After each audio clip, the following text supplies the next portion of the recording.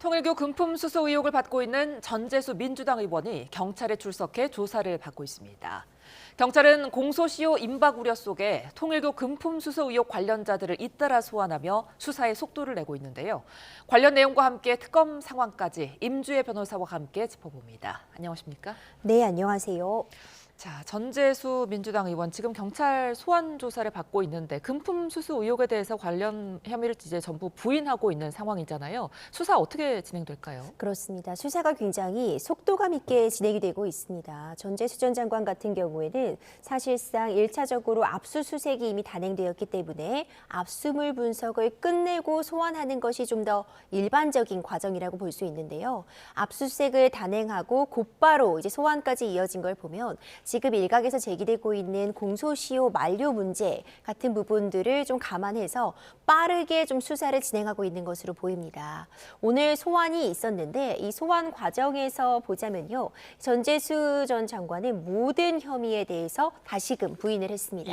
지금 받고 있는 것이 현금 2천만 원과 1,000만 원 상당의 고가 시계를 받았다라는 부분에 대해서 결코 그런 일이 없다라고 전면 부인하는 입장을 취하고 있어서 아마 오늘 소환 과정에서 압수수색 등을 통해 확보된 자료와 지금 일각에서 제기되고 있는 통일교와의 연관성 등에 대해서 집중적인 질문을 이어가리라고 봅니다. 그러니까 전재수 의원이 오늘 출석 당시에 2천만 원의 시계 하나 받고 내가 부산에 팔아넘기겠느냐. 차라리 뭐 현금 200억에 시계 100점이라고 이야기해라. 이렇게까지 강변을 했단 말이죠. 어떻게 들으셨습니까? 그렇죠. 이제 그 부분도 굉장히 중요한 의미를 갖고 있는데요. 전재수 의원이 이렇게 얘기했습니다. 차라리 현금 200억 원과 시계 100점이라고 이야기하라. 이 말뜻을 좀 살펴보자면 고작 뭐 현금 2천만 원의 시계 한 점 때문에 내 모든 이 인생을 걸고 이런 일을 하겠느냐. 전혀 사실무근이다. 오히려 200억을 받았다고 하는 게 더 믿겨지겠다라는 취지로 읽혀집니다. 결국 본인의 상황에서 지금 무고하다. 전혀 사실과 다른 입장이다. 이런 의혹들은 사실무근이다라는 점을 강조하고 있는 것으로 보여지는데요. 이제 이런 입장이 추후에 어떻게 판단될지는 만약 이제 어떤 구체적인 물증들이 나와서 금품 수수가 사실로서 드러날 경우에는 오히려 악수라고 볼 수 있고요. 그렇지 않고 지금 전재수 의원의 주장처럼 모든 혐의가 밝혀지지 않는다. 증거로 밝혀지지 않는다고 한다면 수사 과정이 오히려 역풍을 맞을 수도 있는 그런 진술이자 상황이라고 평가가 됩니다. 물증을 이제 좀 확보를 해야 할 텐데 확보 가능성은 얼마나 보세요? 물증 확보가 지금 관건입니다. 일단 현금 2천만 원 같은 경우에는요. 이렇게 정치자금법 위반이나 뇌물죄가 문제가 될 때 현찰을 말 그대로 누가 보는 장소에서 떡하니 건네줄 일은 만무하고요. 이런 모습이 영상으로 남아있다거나 뭐 계좌이체 내역이 남아있을 일은 없습니다. 그렇다면은 오히려 현금을 줬다는 걸 입증할 만한 건 부수적인 증거로서 그 전후에 어떤 대화들을 나눴는지 언제 만났고 실제로 현금을 줬다고 하는 날짜와 접촉한 날짜가 임박했는지 뭐 같은 날인지 이런 부분들을 살펴볼 것 같고요. 이번 사안 같은 경우엔 시계가 또 하나의 관건이 될 수 있을 것 같습니다. 뭐 구매 내역 영수증이 확보가 된다거나 전재수 의원이 뭐 시계를 차고 있는 사진이 등장한다거나 이 시계와 관련해서 실제로 구매한 사람이 있고 그 구매한 사람이 이후에 전달했다는 부분을 입증할 만한 다른 정황 증거들이 나오게 된다면 수사가 굉장히 급물살을 타지 않을까 생각이 됩니다. 그러니까 이 현금과 시계를 받았다는 의혹과 더불어서 지금 문제가 되고 있는 게 전재수 의원의 출판 기념회 직후에 이 통일교 산하재단이 전 의원의 책을 1,000만 원어치를 구입했다 이 부분이거든요. 근데 이와 관련해서 이제 전 의원은 세금 계산서까지 정상 발급된 거를 내가 확인했다 이렇게 주장하고 있는데 이 부분도 문제가 될 수 있을까요? 그렇습니다. 지금 전재수 의원이 출판 기념회를 열었고요. 이 통일교 측에서 1,000만 원 상당, 그러니까 책 500권 정도를 구입했다라는 부분이 문제가 되는데 이 출판 기념회는 사실 많은 정치인들이 하는 일련의 행사입니다. 이를 통해서 도서를 구입하는 것은 합법적인 행위이기 때문에 이 도서를 구입한 것 자체가 곧바로 문제다라고 할 수 없는 건 맞습니다. 합법적인 행동이 맞고요. 전재수 의원은 세금 계산서도 발행했으니까 문제가 없다라고 강력하게 이 혐의에 대해서 부인하고 있습니다. 그런데 또 역으로 출판 기념회에서 누군가 도서를 구입한 것 자체가 문제가 되는 건 아님과 동시에 출판 기념회였기 때문에 몇 천만 원이나 되는 어떤 도서를 구입하는 것이 항상 합법적이다. 세금 계산서만 발행하면 괜찮다라는 것은 또 아닙니다. 예. 이 부분 수사는 진행될 필요가 있어 보이는데요. 이 도서 구입이 사실상 어떤 대가로서, 청탁에 대한 대가로서 도서 구입이라는 기회를 통해서 합법적으로 좀 우회해서 청탁을 실행하려고 한 것은 아닌지 이 부분에 대해서 좀 더 지켜볼 필요성이 있고 수사 대상에는 포함되는 사안으로 보여집니다.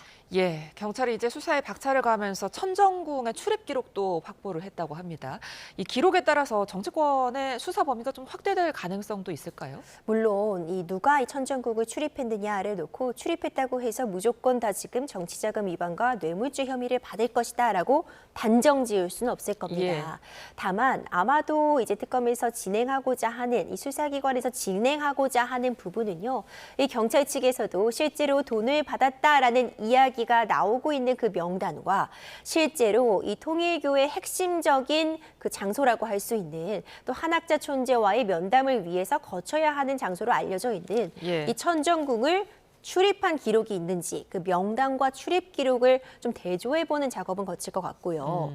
너무나도 눈에 띄게 뭐 자주 출입한다거나 특정 시기에 누구와 함께 자주 드나들었던 그런 기록이 있는 사람들, 그런 사람들은 좀 수사선상의 대상에 오를 수도 있지 않을까 생각이 됩니다. 알겠습니다. 특검 수사 상황도 좀 살펴보겠습니다. 먼저 관봉권 띠지 폐기 의혹과 관련해서 지금 한국은행에 대해 압수수색에 나서는데요.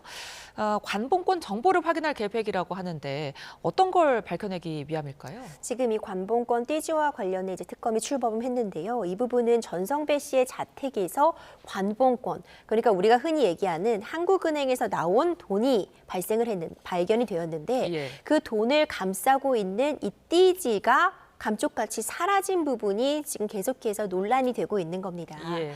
이제 이와 관련된 관봉권 띠지 분실의 책임이 어디에 있는지, 이와 관련된 어떤 음모가 있었던 것은 아닌지 확인을 하기 위해서 이 특검이 출범을 한 것이고요.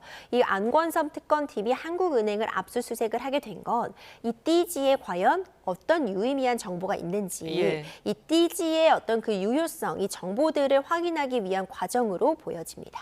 그러니까 이제 이 띠지가 분실된 경위를 살펴보고 있는 건데 이 부분은 어떻게 밝혀낼 수 있을까요? 그렇죠. 이 부분은 사실 계속해서 조사가 있었지만 말이 좀 엇갈리는 부분들이 있습니다. 예. 이것이 이 띠지를 바로 이제 발견한 수사 과정에서 그대로 폐기가 된 것인지, 예. 아니면 압수는 잘 됐는데 압수물을 관리하는 과정에서 분실이 된 것인지 좀 이야기가 엇갈리는 측면이 있습니다. 다만 이것이 사진으로는 또 남아 있습니다. 예. 이 띠지와 관련된 사진이 남아 있기 때문에 굳이 이것을 폐기할 만한 그런 의도나 목적을 가진 사람이 있었는가, 내지는 이것을 폐기하라는 지시를 누군가로부터라도 받은 사람이 있었는가, 그런 부분에 좀 집중하지 않을까 싶고요. 예. 이와 더불어서 일반적으로 이런 현찰이 발견된 경우에 이 띠지를 어떻게 보관해 왔는지 이런 부분들을 특검 측에서 중점적으로 살피고 이번 사안이 다른 사안과 다른 점이 있는지를 좀 입증하는 데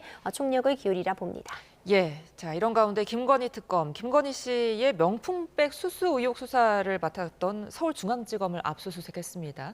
그런데 이때 증거 인멸 정황이 포착이 됐다고요? 이 김건희 여사에 대한 부실 수사 의혹에 대해서 전방위적인 어떤 조사가 진행이 되었고, 예. 그 과정 속에서 압수수색이 단행이 되었는데요.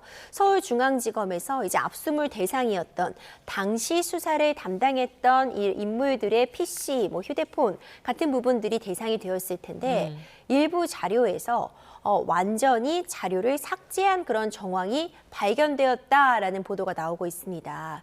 그러니까 굉장히 중요한 증거로서 기능을 할 수 있는 부분, 예. 당시의 수사가 어떻게 진행되었는지가 담겨 있는 자료인데 이것이 포렌식도 불가능하게 이 자기장을 통해서 완전히 정보를 삭제하려고 했던 그런 시도가 보인다. 삭제된 부분이 있었다라는 이야기가 나오고 있는 것이고요. 이건 고의적으로 이런 삭제를 단행했고 지금 중요한 증거임에도 불구하고 삭제를 지시한 사람이 있다면 증거인멸죄가 적용될 수도 있는 사안입니다. 예. 뿐만 아니라 이와 관련해서 다른 PC에서 또 추가적으로 이 부실 수사와 관련된 자료를 확보했다라는 이야기가 나오고 있는 만큼 예. 어떤 증거 인멸 자료들이 있었는지 조금 더 수사 결과를 지켜볼 필요성이 있어 보입니다.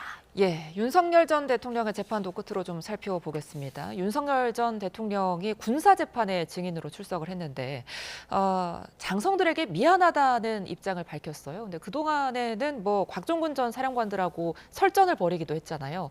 이번에 왜 이렇게 입장이 좀 달라진 걸까요?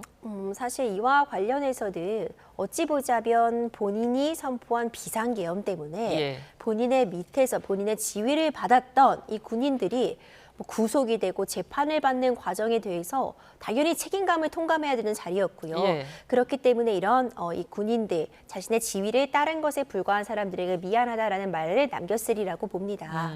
이 계엄 사령관들의 이 군사 재판에 증인으로 출석을 한 상황이었는데 출석에 불응해서 과태료를 한번 처분을 받았고 그 이후에 지금 출석을 해서 다시 한번 이 비상계엄의 선포는 적법했다. 본인이 예. 행사할 수 있는 권한 내의 행동이었다는 점을 강조는 하면서 이제 그럼에도 불구하고 이런 적법한 지시를 따랐는데 이 지시에 따랐을 뿐인데 이렇게 재판을 받고 굉장히 여러 어려움을 겪게 되는 군인들에 대해서는 미안함을 또 표하는 그런 모습을 보였고요. 당연히 이런 부분들에 대해서는 본인이 좀 책임을 통감해야 될 필요성이 있었다. 이제라도 이렇게 이 지위를 받았던 이 부하들에게 이런 이야기를 남긴 것은 다행스럽다라는 평가도 나오고 있습니다. 예. 자, 이제 윤 전 대통령이 다음 달 14일에 이종섭 도피 의혹 재판도 시작되면서 형사재판만 6개를 동시에 받게 됐거든요. 굉장히 좀 이례적인 상황인데 어떤 변수들 있을까요? 그렇죠. 동시에 6개 재판이 돌아가고 있습니다. 받고 있는 재판들을 보면 가장 사실 중요성이 높은 재판이라고 본다면 단연코 이 내란 우루머리 혐의와 관련된 재판일 것입니다. 예. 워낙 형량이 높게 규정되어 있기 때문에 이 부분 결국 12.3 비상계엄이 내란 행위였냐 이 부분이 재판의 쟁점이 될 수밖에 없고요. 예. 그 외에도 이 체포영장 집행을 고의적으로 방해했는지 특수 공무집행 방해, 평양 무인기 침투 의혹과 관련된 일반 이적죄 그리고 새롭게 추가된 것으로 이제 한덕수 전 총리의 재판에서 이 국무회의에 대한 이 국무회의 관련된 위증한 혐의 그 외에도 최상병 수사 외압과 관련된 직권남용 방해 혐의 이 한 가지 모든 혐의점들이요 다 형량도 상당한 범죄라고 보여지고요. 재판의 방어가 수월하지 않을 것이라는 점이 충분히 예측이 되고 있습니다.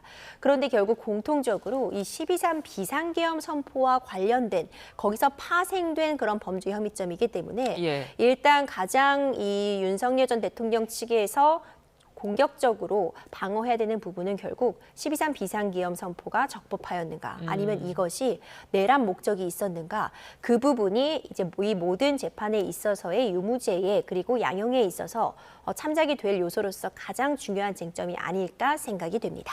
알겠습니다. 오늘 말씀 여기까지 듣겠습니다. 지금까지 임주혜 변호사와 함께했습니다. 고맙습니다.